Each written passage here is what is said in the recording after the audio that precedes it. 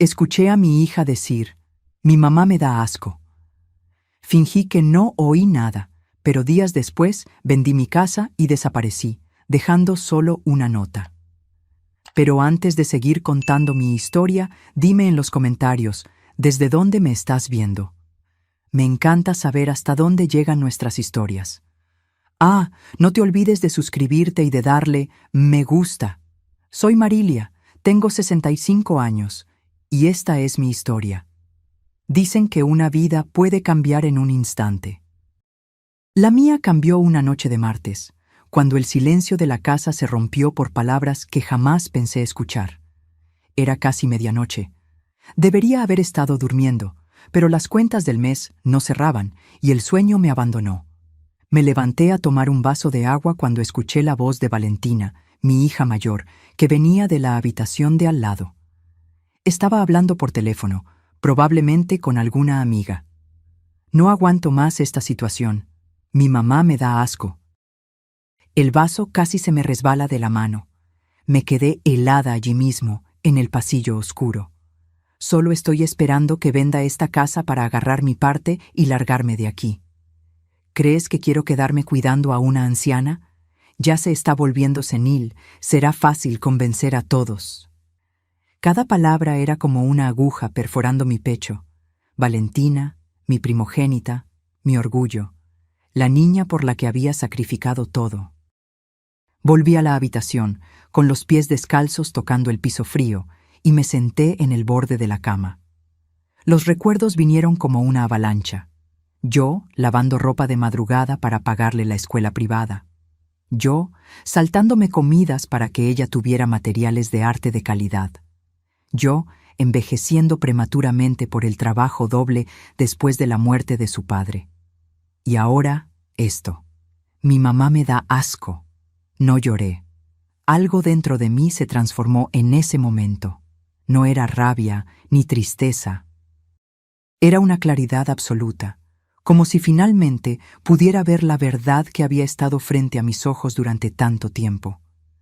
A la mañana siguiente, Valentina apareció en la cocina como si nada hubiera pasado. Cabello perfectamente arreglado, sonrisa ensayada. Me besó la mejilla y me dijo que me veía cansada. No dormí bien, respondí, sirviendo café. Mi voz sonaba normal, mi rostro sereno. Dentro de mí, sin embargo, un plan ya comenzaba a formarse. Tienes que descansar más, mamá. No te preocupes tanto por las cosas, dijo ella, revisando su celular. Ah, ¿recuerdas que te hablé de esa reforma? Necesitamos empezar a pensar en eso. Esta casa vale mucho, ¿sabes? Ayer mismo vi un anuncio de una parecida por casi 2 millones. Sus ojos brillaron al mencionar el valor. Allí estaba, descarado, lo que me negaba a ver. Para Valentina, yo ya no era una madre, era solo la propietaria de una valiosa propiedad.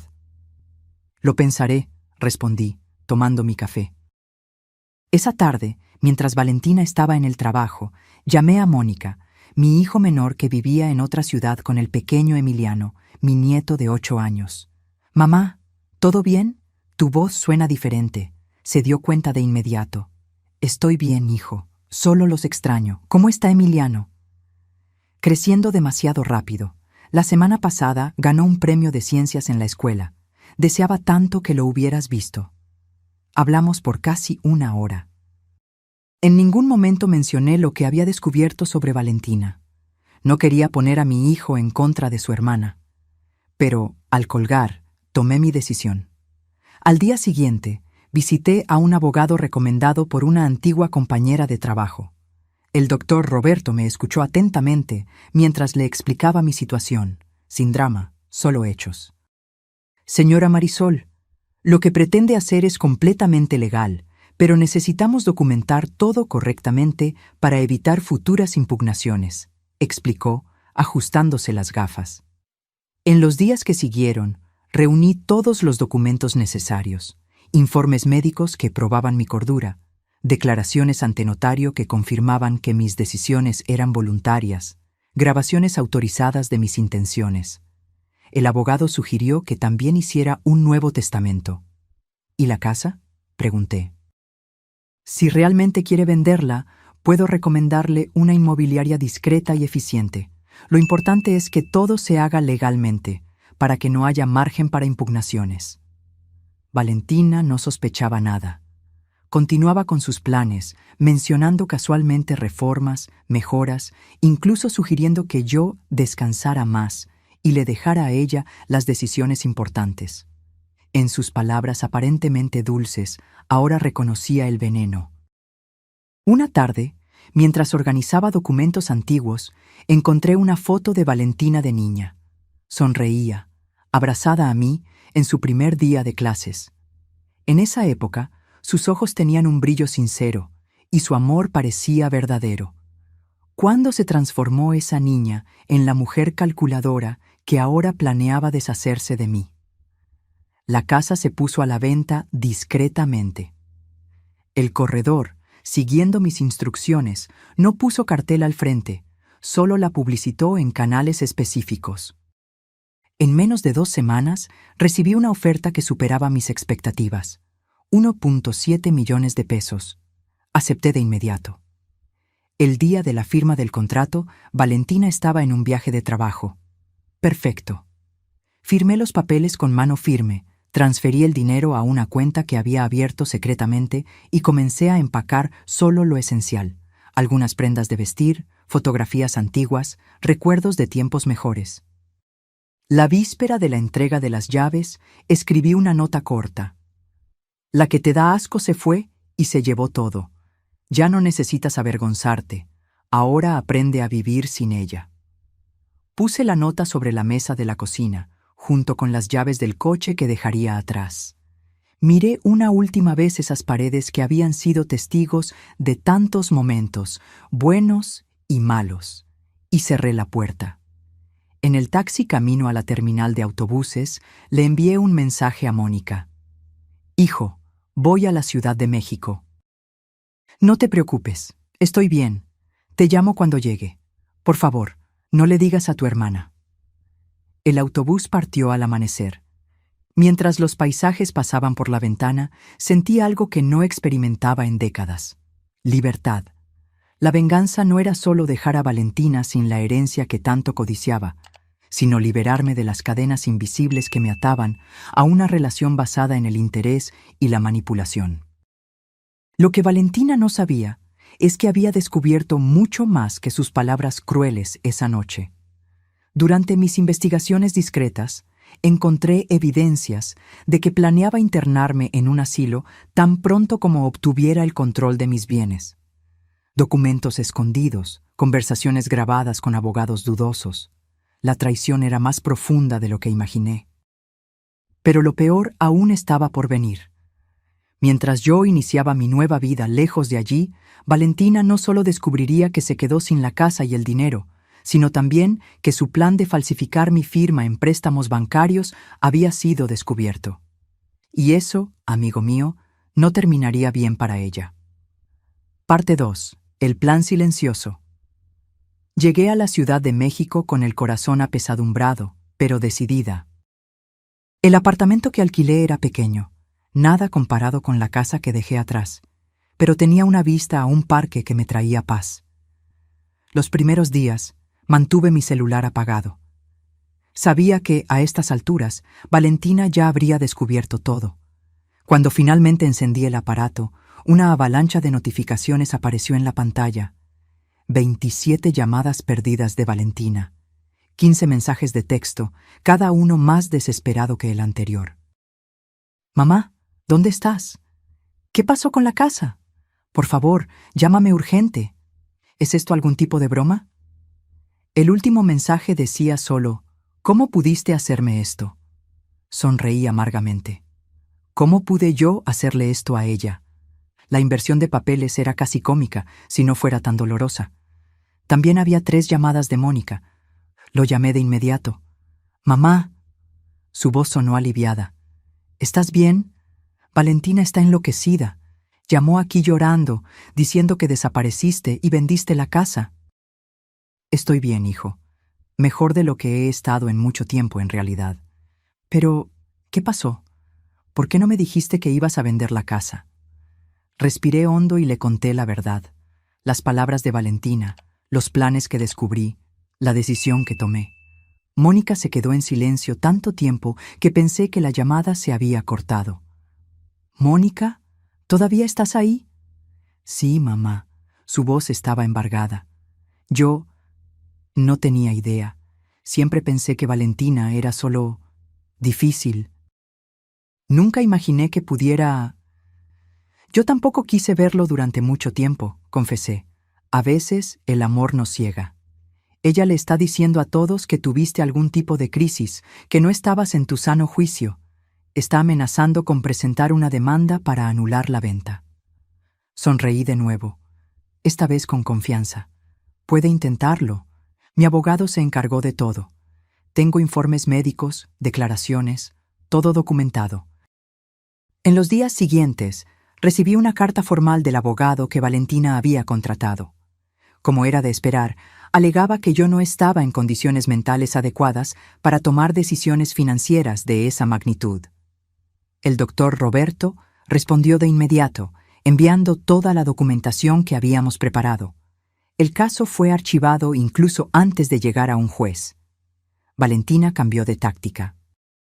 Comenzó a llamar insistentemente, dejando mensajes de voz llorosos, diciendo que estaba preocupada por mí, que solo quería saber si estaba bien. El contraste entre esos mensajes y el «mi mamá me da asco» era tan evidente que llegué a reírme sola en mi apartamento. Una semana después, recibí una visita inesperada. Mónica y Emiliano estaban en la puerta de mi apartamento. «¡Sorpresa!», gritó Emiliano saltando a mis brazos. Abracé a mi nieto con fuerza, sintiendo que las lágrimas se me llenaban los ojos.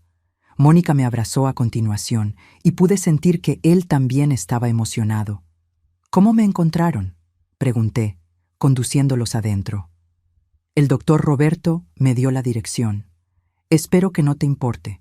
Pensé que necesitábamos hablar en persona, y Emiliano se moría de ganas de verte». Pasamos el día juntos. Los llevé a conocer el parque frente a mi apartamento. Luego almorzamos en un pequeño restaurante en la esquina. Emiliano me contó sobre la escuela, sus amigos, el premio de ciencias. Ver su carita animada era como un bálsamo para mi alma herida. Por la noche, después de que Emiliano se durmió en el sofá, Mónica y yo hablamos seriamente. «Valentina está destrozada, mamá. No estoy defendiendo lo que hizo, pero perdió el empleo. Parece que estaba involucrada en algunas irregularidades en la empresa, y ahora, sin la casa...»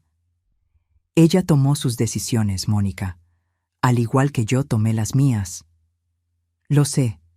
Solo estoy tratando de entender cómo llegamos a este punto. Miré a mi hijo, tan parecido a su padre. Siempre el pacificador, siempre tratando de ver lo mejor en las personas. Valentina siempre fue diferente, expliqué. Desde pequeña tenía esa ambición, esa determinación. La admiraba por eso. Pensaba que era fuerza. Solo muy tarde me di cuenta de que era solo egoísmo. Mónica se quedó en silencio por un momento. Luego preguntó: «¿Y ahora? ¿Qué vas a hacer?» «Vivir, hijo. Simplemente vivir. Por primera vez en décadas estoy viviendo para mí misma». Al día siguiente, recibí una noticia que me dejó en shock. Valentina había intentado usar mi identidad para obtener un préstamo bancario considerable. Aparentemente, había falsificado mi firma en documentos, alegando que yo había autorizado la transacción. El banco, sospechando del fraude, contactó a las autoridades. «Esto es grave, doña Marisol», explicó el doctor Roberto por teléfono. «Su hija podría enfrentar cargos criminales». Sentí una punzada en el pecho. A pesar de todo, Valentina seguía siendo mi hija. La idea de que enfrentara un proceso criminal me causaba dolor, pero al mismo tiempo sabía que no podía protegerla de las consecuencias de sus propios actos. «¿Qué debo hacer?», pregunté. «Usted puede presentar una denuncia formal o dejar que el banco continúe con el proceso independientemente. De cualquier manera, le recomiendo que tome medidas para proteger su identidad y sus recursos». podemos iniciar un proceso para impedir que use su nombre en cualquier transacción futura. Estuve de acuerdo con la sugerencia. No quería ver a Valentina en prisión, pero tampoco podía permitir que siguiera intentando manipularme y explotarme.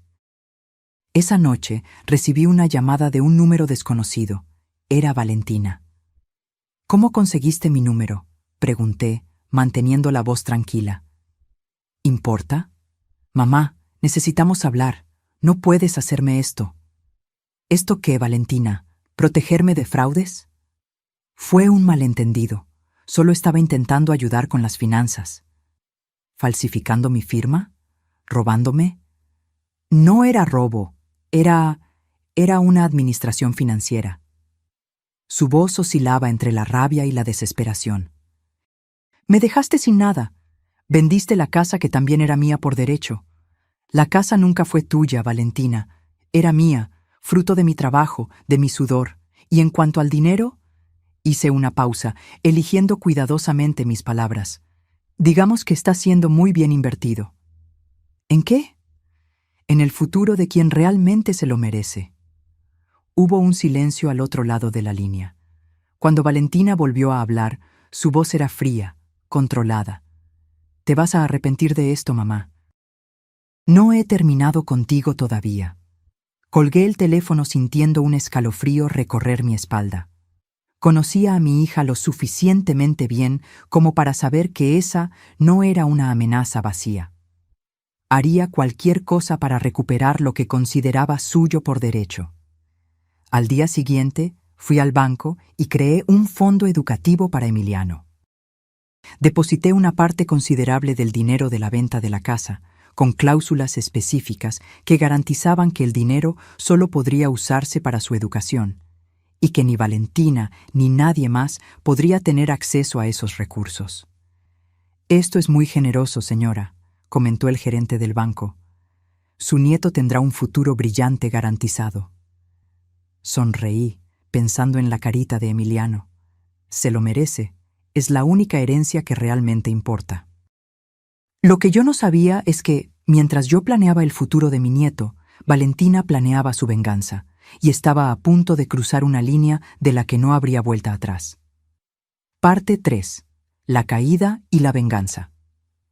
Pasaron 3 semanas sin noticias de Valentina. Empecé a adaptarme a mi nueva rutina en la Ciudad de México. Hice amistad con doña Lourdes, una señora viuda que vivía en el apartamento de al lado.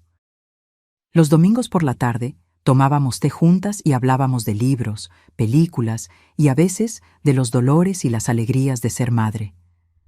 «Mis hijos son mi mayor orgullo», decía doña Lourdes, mostrando fotos de los 3 ya adultos. Claro que tuvimos nuestros momentos difíciles, pero al final el amor siempre prevaleció. Yo sonreía y asentía sin compartir mi propia historia. Algunas heridas todavía estaban demasiado abiertas para ser expuestas. Fue en una de esas tardes tranquilas que recibí la llamada de Mónica. Su voz estaba tensa, preocupada. «Mamá, algo pasó. Valentina fue arrestada». Sentí que la sangre se me helaba en las venas. «¿Arrestada? ¿Cómo así?». Esa historia del préstamo fraudulento parece que no fue el único. El banco descubrió otros intentos, usando no solo tu nombre, sino también documentos falsos de otras personas. Es un esquema grande, mamá. Me senté lentamente en el sofá, intentando procesar la información. Parte de mí sentía una punzada de satisfacción. Finalmente Valentina enfrentaba las consecuencias de sus actos, pero otra parte, la parte que siempre sería madre, sentía un dolor profundo. «¿Tú hablaste con ella?», pregunté. «Sí, está en estado de shock. Creo que nunca imaginó que la atraparían. Pidió verte». «¿Verme? ¿Por qué?». «No lo sé con certeza. Dijo que necesita explicarte algunas cosas». Me quedé en silencio, meditando. ¿Estaba lista para enfrentar a Valentina de nuevo? ¿Para escuchar más mentiras, más manipulaciones? Lo pensaré, Mónica. Ahora no puedo decidir. Después de colgar, me quedé horas sentada en el mismo lugar, repasando mentalmente toda la situación. Las palabras crueles de Valentina esa noche, los planes descubiertos, la venta de la casa y ahora esto.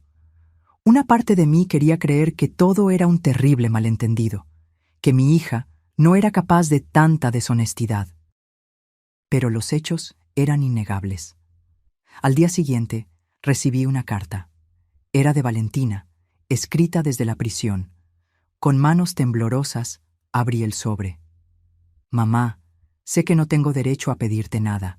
Sé que destruí tu confianza, tu amor. Pero necesito que sepas la verdad.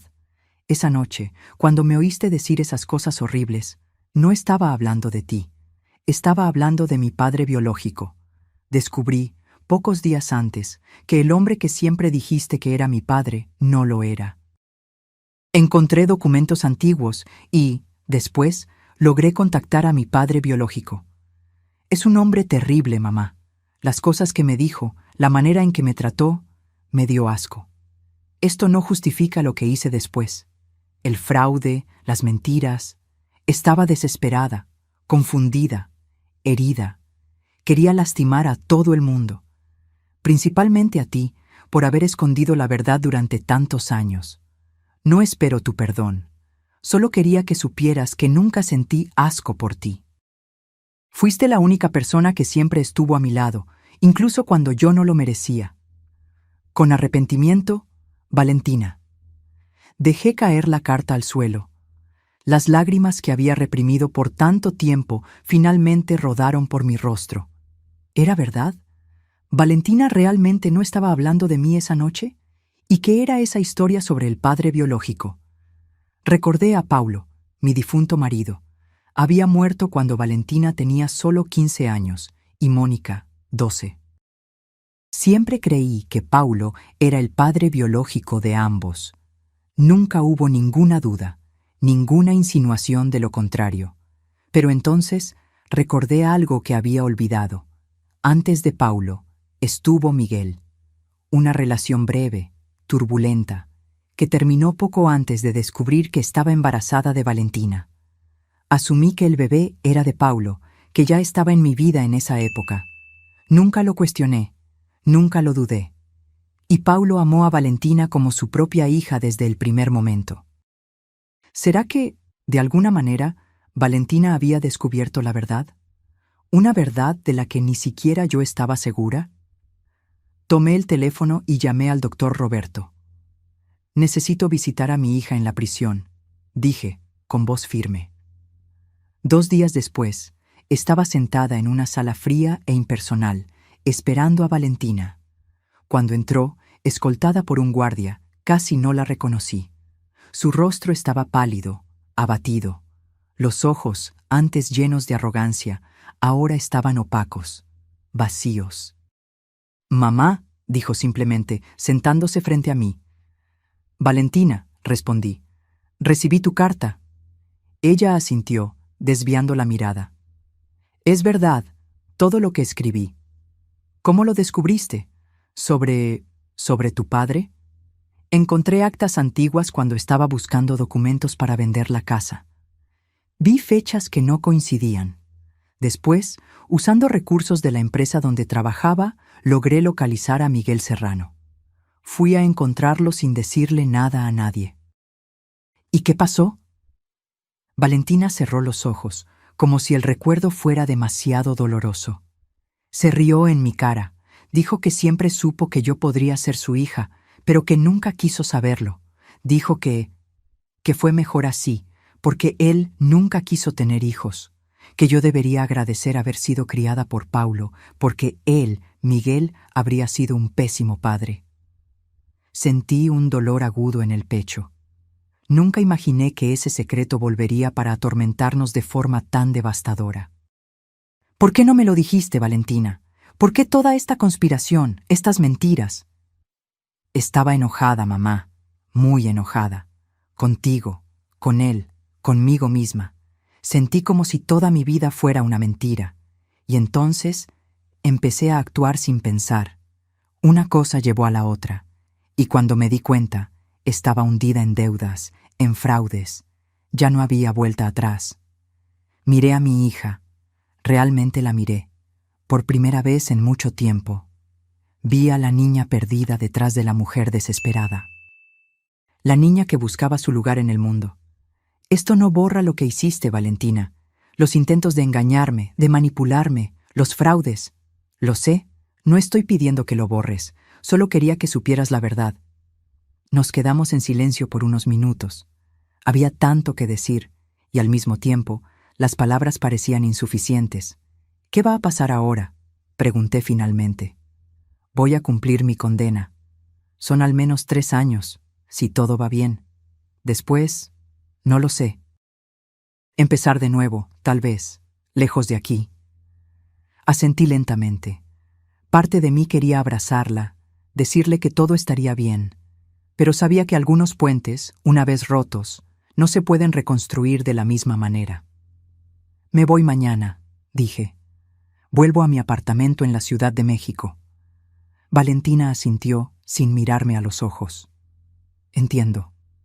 Antes de irme, me giré hacia ella una última vez. No puedo prometer que todo volverá a ser como antes, Valentina. Hay heridas que son demasiado profundas. Pero, dudé, buscando las palabras correctas. Siempre seré tu madre. Siempre. Una lágrima rodó por su rostro, pero no dijo nada. Salí de la sala con el corazón pesado, pero también con una extraña sensación de cierre. La verdad, por dolorosa que fuera, finalmente estaba sobre la mesa. De vuelta en mi apartamento, me senté a escribir en mi diario, un hábito que había retomado recientemente. Reflexioné sobre todo lo que había pasado, sobre los giros que la vida nos depara, sobre cómo los secretos tienen el poder de destruir. Pensé en Paulo, el hombre que amé durante tantos años, que crió a Valentina como su propia hija sin nunca cuestionarlo. Pensé en Miguel, un fantasma del pasado que nunca imaginé que volvería para atormentar nuestras vidas. Y pensé en Valentina, la niña brillante y decidida que se perdió en su propia rabia y confusión. La venganza que planeé no había salido exactamente como esperaba. No sentía la satisfacción que imaginé que sentiría. En cambio, había solo una profunda tristeza, mezclada con una extraña sensación de libertad. No era el final feliz de los cuentos de hadas, pero tal vez era el cierre que necesitábamos. A la semana siguiente, recibí una visita inesperada. Mónica llegó con Emiliano, pero no estaba solo. Traía consigo a una joven de aproximadamente 30 años, con ojos amables y una sonrisa tímida. «Mamá, esta es Lucía, mi novia». Sonreí, genuinamente feliz de ver a mi hijo encontrando el amor de nuevo después de su doloroso divorcio. «Es un placer conocerte, Lucía», dije, abrazándola. Mientras preparaba café para todos, observé cómo Lucía interactuaba cariñosamente con Emiliano, cómo su rostro se iluminaba cuando miraba a Mónica. Había amor allí, un amor verdadero y genuino. Y fue en ese momento que me di cuenta. La verdadera venganza no estaba en castigar a Valentina, en privarla de bienes materiales o en verla sufrir. La verdadera venganza estaba en vivir bien, en encontrar la paz, en cultivar relaciones basadas en el amor y el respeto mutuo. Valentina había tomado sus decisiones, al igual que yo había tomado las mías. Ahora, cada una de nosotras tendría que vivir con las consecuencias. Esa noche, modifiqué mi testamento nuevamente. Mantuve el fondo educativo para Emiliano, pero incluí una pequeña provisión para Valentina. No dinero, sino la casa de playa que había comprado recientemente con parte del dinero de la venta de la casa antigua. Una casa pequeña, sencilla, pero acogedora. Un lugar donde, tal vez, ella pudiera empezar de nuevo cuando saliera de prisión. No era perdón, todavía no estaba lista para eso. Era solo un reconocimiento de que, a pesar de todo, el vínculo entre madre e hija, por más dañado que estuviera, aún existía, y tal vez, con tiempo y distancia, podría comenzar a sanar. Parte 4. Renacimiento y reconciliación. Los meses se transformaron en años. Mi vida en la Ciudad de México echó raíces.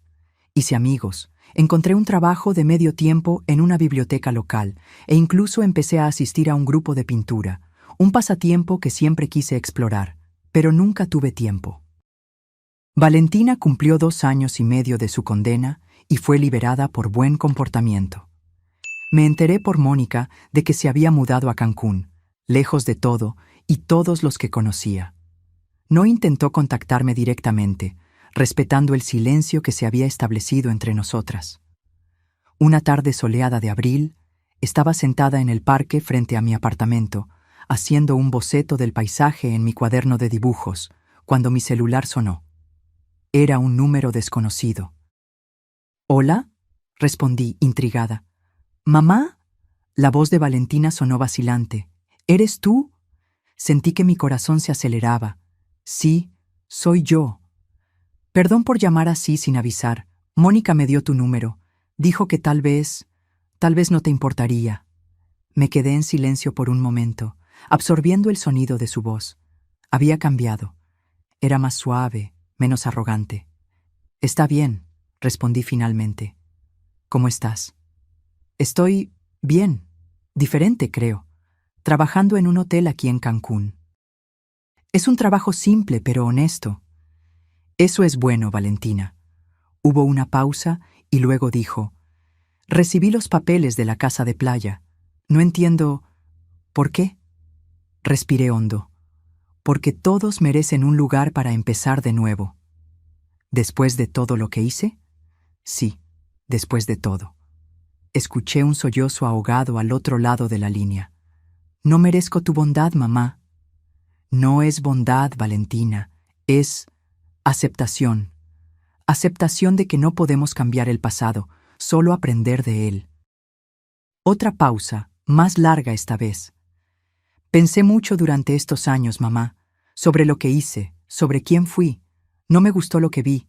No reconocí a la persona en la que me convertí». «¿Y ahora? ¿Te reconoces?». «Estoy intentando. Todos los días.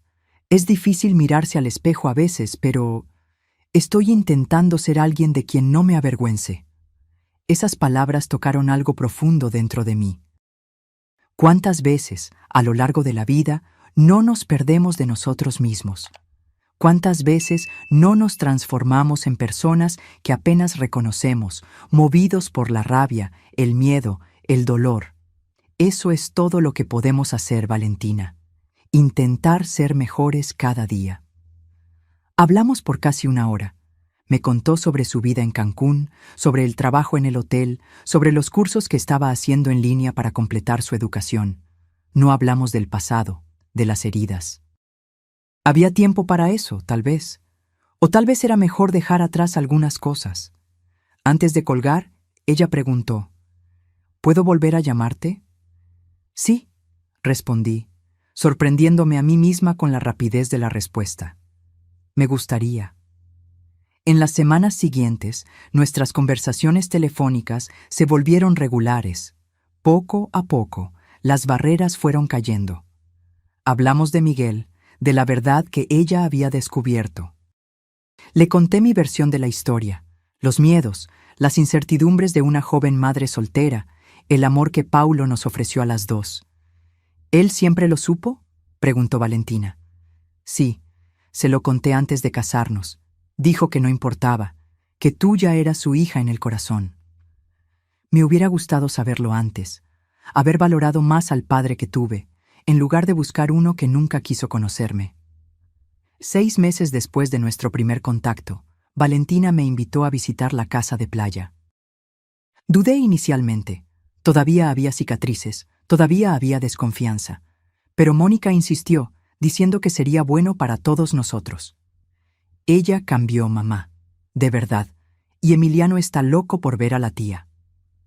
Así fue como, una mañana de octubre, desembarqué en Cancún. Valentina estaba en el aeropuerto para recibirme, junto con Mónica, Lucía y Emiliano, que habían llegado el día anterior. El reencuentro fue extraño, cargado de emociones contradictorias. Nos abrazamos brevemente, sin saber exactamente cómo actuar la una con la otra después de tanto tiempo y tanto dolor. La casa de playa era exactamente como en las fotos, pequeña, sencilla, pero acogedora. Tenía un balcón con vista al mar, donde Valentina había puesto sillas mecedoras y macetas con plantas de colores. «Es hermosa», comenté, genuinamente impresionada con lo que había hecho con el lugar. «Gracias por darme este nuevo comienzo», respondió ella con los ojos llorosos. «No sé si algún día podré corresponderte». Esa noche, mientras Mónica, Lucía y Emiliano dormían, Valentina y yo nos sentamos en el balcón, observando la luna reflejada en las tranquilas aguas del mar. «¿Sabes lo que más me duele cuando pienso en el pasado?», preguntó de repente. «¿Qué?». «Que desperdicié tanto tiempo, tantos años que podríamos haber disfrutado juntas como familia, todo por culpa de mi codicia, de mi rabia». Tomé un sorbo del té que estaba bebiendo, reflexionando sobre sus palabras. «El tiempo nunca se desperdicia realmente, Valentina. Incluso en los momentos más dolorosos, estamos aprendiendo, creciendo. No serías quien eres hoy sin haber pasado por lo que pasaste». «¿Y quién soy hoy?». La miré, realmente la miré. Vi los rasgos de la niña que crié, pero también la mujer en la que se había convertido. Una mujer marcada por la vida, pero no derrotada por ella. Alguien que está encontrando su camino de vuelta a casa. Ella sonrió y vi una lágrima rodar por su rostro. «Creo que sí. Es un camino largo, pero estoy caminando».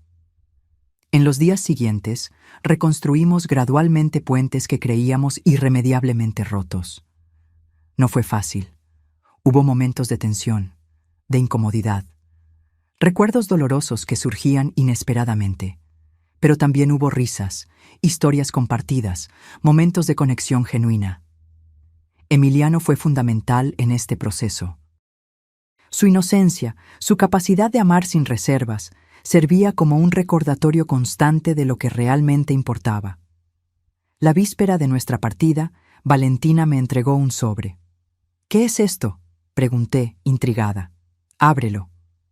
Dentro había una escritura. La casa de playa estaba siendo transferida a nombre de Emiliano. «Valentina, no tienes que hacer esto». «Quiero, mamá. Es mi forma de asegurar que algo bueno surja de toda esta historia. Un legado positivo, no construido sobre mentiras o manipulación». Abracé a mi hija, sintiendo que las lágrimas que tanto había reprimido finalmente fluían libremente. «Gracias», susurré. «No, mamá. Te doy las gracias a ti, por no rendirte conmigo, incluso cuando lo merecía». En el vuelo de regreso a la Ciudad de México, reflexioné sobre el viaje que había recorrido. Del dolor de la traición a la venganza calculada. Del resentimiento amargo a la reconciliación vacilante. No era un final perfecto. Todavía había heridas, todavía había desconfianzas, pero era un nuevo comienzo honesto. Una semana después, recibí una carta de Valentina. Dentro había una foto antigua de nosotras dos, yo sosteniéndola en brazos de bebé, ambas sonriendo a la cámara. En el reverso, ella había escrito: «Para mi mamá, que me enseñó la lección más importante. La verdadera venganza no está en destruir, sino en reconstruir. Con amor eterno, Valentina». Puse la foto en mi mesita de noche, al lado de la foto de Mónica y Emiliano. Mi familia imperfecta, marcada por cicatrices, pero aún así, mi familia. Esa noche, antes de dormir, escribí en mi diario: «Hoy entendí que la venganza que planeé no era realmente para castigar a Valentina, sino para liberarme de las cadenas de la manipulación, del peso de las expectativas no cumplidas, del ciclo tóxico en el que nos encontrábamos, y en ese sentido fue exitosa. No porque destruyó a Valentina, sino porque nos permitió a ambas renacer de las cenizas de nuestra relación anterior. Quizás el verdadero poder no está en herir a quien nos hirió, sino en encontrar la fuerza para seguir adelante, para reconstruir, para perdonar, no por ellos, sino por nosotros mismos. Quizás la verdadera venganza sea la paz que encontramos cuando finalmente nos liberamos del deseo de venganza». Cerré el diario y apagué la luz. Por primera vez en mucho tiempo, dormí sin el peso del pasado sobre mis hombros. La jornada no había terminado, nunca termina realmente. Pero ahora caminábamos no como adversarias, sino como supervivientes de la misma tormenta, aprendiendo juntas a navegar en aguas más tranquilas. Y eso, me di cuenta, era la verdadera victoria. ¿Y tú, qué harías en mi lugar? ¿Perdonarías a tu hija después de todo? Deja tu opinión en los comentarios y sigamos con esta conversación.